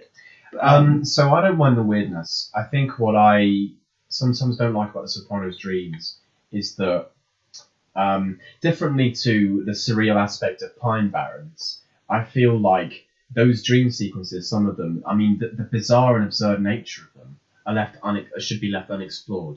And you kind of figure out what it is that you want out of the dream for yourself. And I know that you've told me when they actually talk about the dreams in therapy, often the real reason for it is not the explanation that they give and things like that. And I agree with that. Also, I think the conversation, suddenly you have like 10 questions from the dream, but then the conversation they have about the dream may answer 3 or 4 of those questions, but you'll have 10 extra questions about the conversation they've just had and what it tells you about what the characters are thinking.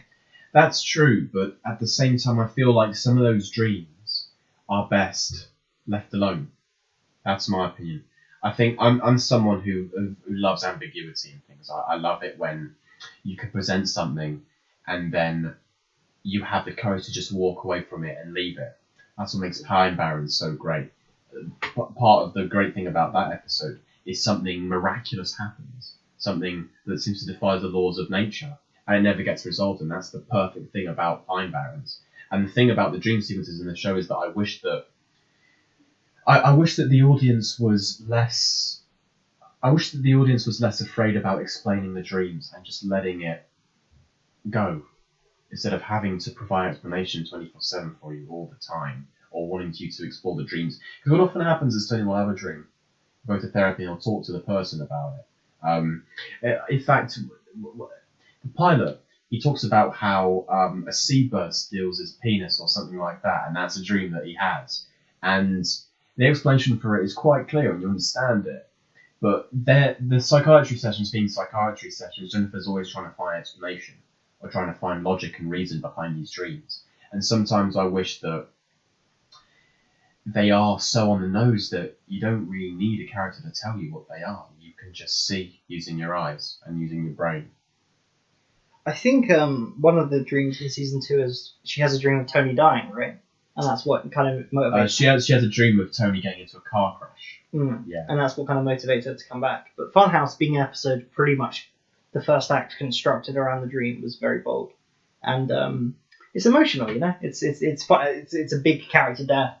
I think it's very well staged where they go out on the boat, and the kind of I'm always going to remember that scene very clearly. Me too. But we haven't really talked about the family stuff in season 2, but you've got the plot where Meadow wants to go to Berkeley. Carmela's kind of dealing with that. There's a great episode where she is kind of pulling the strings, like unappreciated almost, to get Meadow. She gets that woman to write the letter, doesn't she? Yeah. There's a couple of plot lines. I think this might even be in season 1 with having these kind of rich suburban neighbours, when Tony gives that neighbour the box, I think in season 1, after playing golf with them, and they're like asking him, you know, if he knew John Gotti and stuff. Why don't you like the episode where they go to Italy? I think it might be primarily I don't know. I guess it's interesting the relationship he has with that woman. That's it. Yeah. I think there's a lot of conversations that I feel like don't really get resolved in that episode. And I think they were trying to do a lot for what they could fit in. He goes to the old country and like how the kind of mafia's changed. We get Furio out of it. Yeah, I don't know how I feel about Furio. I think I liked him at the beginning in one episode because I thought he was going to be in one episode. But when they bring him over, I don't know, I find him a bit... He's such a plain character for me. He's the guy that they bring in when they want to beat up someone, and that's all he is. That's all he'll ever be as well. Season 4. Ah, fuck. I like that in a lot of shows you have like an action scene where 20 guys die. But in the show, getting one extra man is such a big thing. Like having this one guy really makes the difference. It's almost like because of how small their operations are in New Jersey. I think I'm losing my voice. Season 2. Yeah, season 2. What else happened in series 2? I find it hard to pinpoint individual outstanding episodes, but I remember... I should be the one doing this as well, because I'm the one who watched series 2 a lot more recently. Series 3 definitely take the lead. But series 2, I just remember being a very cohesive, enjoyable season of TV. Yeah, series 2 for me had a lot of kind of plot strands that moved in and out of each other that kind of led on from one another extremely well. So the Robert Patrick one, right? You've got so Robert Patrick goes married to Tony Soprano. Carmela hires a guy to do her wallpaper, and he through Robert Patrick finds out that he owes money to Tony, and that Tony doesn't like Robert Patrick at the moment, so the wallpaper guy decides to just leave Carmela alone. And the way that those plot strands, seemingly unconnected, kind of join, and you get another great moment where Carmela gets left out and loses out because of who her husband is. Again, really work well together, and that adds to the cohesion of that of series 2. The fact that these plot strands, seemingly unconnected, somehow kind of complement each other in a really, really good way. You know what I'm talking about, yeah? Right. Robert Patrick owes the money. A and B wallpaper guy finds out that he owes money. Decides to call it gets you invested in just random characters' drama as well. Like I think he even comes back in a later episode. I think. But they have that kind of play over 2 episodes, which is you like Alan Rowe a lot, don't you? yeah, I guess I have to remember with season 2 because as more and more people die in the show, minor characters become major characters. Yeah. So I don't want to talk about how much I love a character. Like, well, I was like, I love Bobby Bacala. He's in like 2 or 3. He's not in season 2 as much, but I love him because of how a pivotal character he becomes as the show goes on. Yeah. So when I'm talking about season 2, I don't want to talk about Bobby too much because another thing that I admire about the show is the way it introduces characters, and I don't mean the first scene that you see the character in. I mean the fact that these characters, the names they talk about from the beginning of the show, like Ralph Cifarello doesn't come out of nowhere. He's already been referenced. He's someone who's part of the glue that holds the story together, even if you've not seen his face yet. And I like that. I like that they've actually spent time trying to create a world out of pieces that you haven't yet seen. I think I'd get that a lot more on a rewatch. I think watching it for the first time without subtitles on, sometimes the character would be mentioned. I wouldn't make a note of it. You're right. I didn't know their name. The only reason that I know this is because you've asked me, have you seen Ralph yet? Have you seen Jackie Jr. yet? And I also know they've been mentioned. I've not seen them yet. Yes. That's why. So if I went back there, because like I don't want to get into problems with season 5, but like season 5 introduces a lot of characters, 3 or 4 in the first episode, and I'm sure they mentioned them. I'm sure there was foreshadowing, but I don't remember it. Like for me, it felt like suddenly. Oh, it's my cousin that I've always loved, played by Steve Buscemi. I always talk about this cousin. I'm like, it's not that bad, is it? Steve Buscemi is Tony's cousin called Tony. Oh. It feels like they were like, right, we need some new characters. And they wrote in these new characters. Who, play a pivotal role in the final few seasons of the show. But it's not as bad as Tony being like, hey, it's my cousin, I've loved you for a long time. It's a little bit like the Rick and Morty parasite, where it starts with like Jerry's cousin coming in, it's actually an alien parasite. It's kind of that, like, hey, been here the whole time, remember when I did this back off screen in season 1? It's a little bit like that. That kind of sucks. We should probably wrap up season 2 as well. Yeah, I'm sure we've forgotten a few good things. We probably don't have time to do season 3. So what we could do is, even though you could just tell me what you're looking forward to about season 4 now, and then we do season 3 and 4 together. Okay, should we do that? Alright, season 2, good season. Great. Season 3, we'll talk about later. Obviously, we mentioned Pine Barrens like a million fucking times. Yeah. Okay, season 4. Alright, obviously spoilers for season 3 of The Sopranos and stuff, but no one's watching this, so who cares? Yeah. Season 4, what are you looking forward to? I'm looking forward to Frank Vincent. He's not even in series 4. No! He doesn't even become a big character for like half of series 5. To series 4, I guess I'm looking forward to this plot point with Adriana. The reason you're looking forward to Frank Vincent is because he's in the thumbnail of the Chicken Town YouTube video. That's the only reason.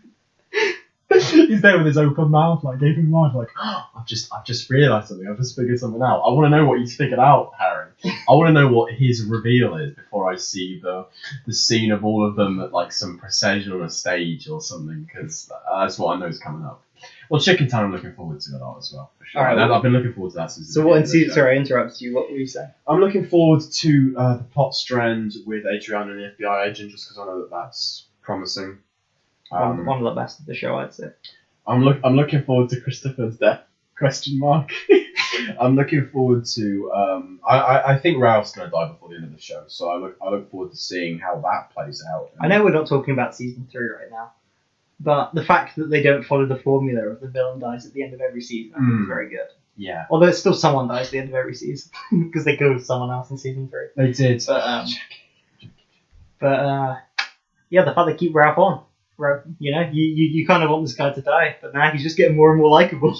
Stop saying that. Stop fucking saying that. I will not have that. Ethan, I guarantee. I know. Because he's like the biggest Gladiator fan of all time. How can I like this character? Because I know what's coming. I just know how you're going to change what you're saying. Like I have conversations with you. I'm like, in 3 weeks, you're going to be on my side on this. And I guarantee by the end of the season 4, you'll be like, Ralph, I actually quite like. I know he did the worst thing anyone's ever done in the show, but you know he wasn't that bad. You know, it's actually all right.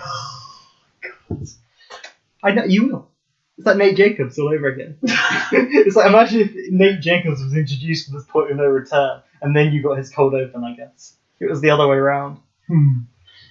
Yeah, that would probably change things if his cold open came after the point of no return. There's an episode with Ralph that really like the point of the episode is like we're gonna make this the most sympathetic guy possible. If you don't like Ralph at the end of this episode, you're a bad human being. It's so on the nose that is, but I think it is a good episode. Series 4 is excellent. I think Series 4 you've got a lot to look forward to because a lot of the end of Series 3 sets out what Series 4 is going to be, and they fucking stuck to that. Like I feel like Series 2 was setting up things for Series 3, like the airplane tickets that they couldn't do because Livia died and they had to improvise. Whereas Series 3 sets up a few things for Series 4, and those things are the tensions throughout the season. There are plot lines that build with every episode. Things happen that come back in later episodes, probably for the first time in the show. And the final Series 4, like maybe when you're watching it, you'll be like, yeah, this is good, but maybe not as good. But then you'll get to the finale and you'll be like, oh, yes. Yeah. The finale, which is an hour and 10 minutes long, is I think the single best episode of the show. I know you're not answering this question, but is that the one that has the really saddest step in the show? No. Okay. The thing with the finale, I don't know. I hate saying these things because then they impact how you enjoy them. Yeah. But halfway through that finale, I was like, things are going too well. I'm like, well, then they fall apart. A little bit. I was like, things are going very well in this episode. This is the most feel good ending to a Sopranos season I've seen. Yeah, it's excellent. Only problem with Series 5 just isn't a good follow up. But Frank Vincent's in it. Frank Vincent. You know what? If Joe Pesci was in it and they had a fight at the end of every episode, I'd like Frank Vincent more. Oh man. And one of them was called Bats. The Bats. What's he called? Phil Leotardo. That's his name. I'll tell you what else I'm looking forward to. This Ginny Sacks plot point. Got a £100 mole on her ass. That's the joke. Who says that's Sylvia or Paulie? No, it's Ralph. Oh, Ralph. Yeah. Yeah, it's a joke that Ralph. Okay, well, I'm looking forward. Ginny Sacks has a £100 mole on her ass. I think that's the joke. I'm looking forward to this Ralphie sympathy episode, just because I'm going to try my best not to like him by the end of it, because he's still the worst character in the show after episode 6 of series 3. You love to hate him. That's all I'm saying. I don't like the guy, but I love to hate him. Rhapsody. He's just a Joey Pants. He's just great. God. Yeah. I'm looking forward to series 4. I'm looking forward to it. I think the bit that sums up Ralph is just where he's cutting his toenails, hits someone in the face with his toenail and goes, shrapnel, and then laughs. It's like, what a disgusting man. What a fucking horrible man he is.